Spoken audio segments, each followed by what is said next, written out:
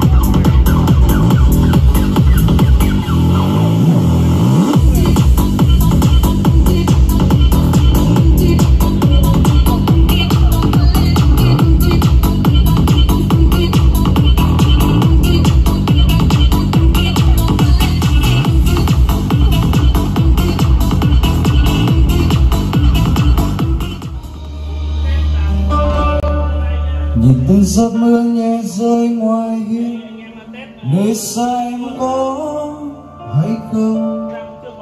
Chuyện trời kiếm ở trong màn sương, chờ đợi em sẽ quay về. Con người xưa giờ đây ngơ ngác, ngập đầy tuyết rơi giá lạnh. Tìm về đâu ngày xưa, loay hoay trong nỗi bơ vơ. Một lần thôi thời gian trở lại, mình sẽ không chia lối đi. Đôi bàn tay xin đan vào nhau, nhẹ nhàng ve vuốt vai mình. Đời bình yên trong cơn hoang vắng, chẳng còn nhớ thương mơ hồ. Và cho cơn mộng kia yên lành khi bóng đêm về. Dù là cơn mưa băng giá, dù đời chờ là nỗi xa xa, dù tình chỉ là mong mỏi, bờ môi còn khao khát chờ. Này người tình tâm tay anh nhé, dù đời này bao nhiêu mong mỏi, để được nằm kề bên em. Mưa rơi thôi rồi, con đường xưa cũ êm đềm.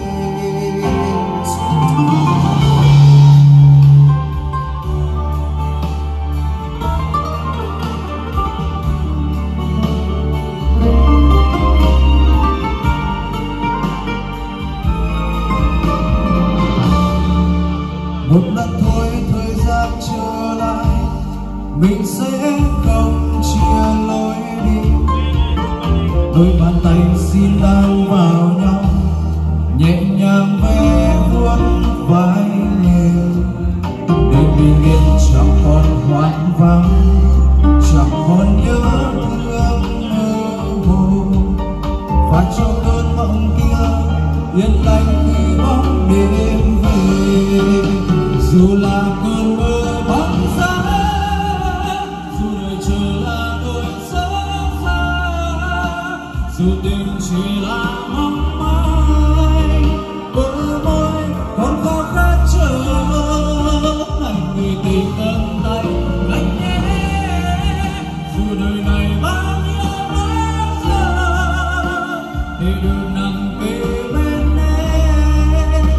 Mưa sẽ thôi rồi, con đường xưa cũ êm đềm.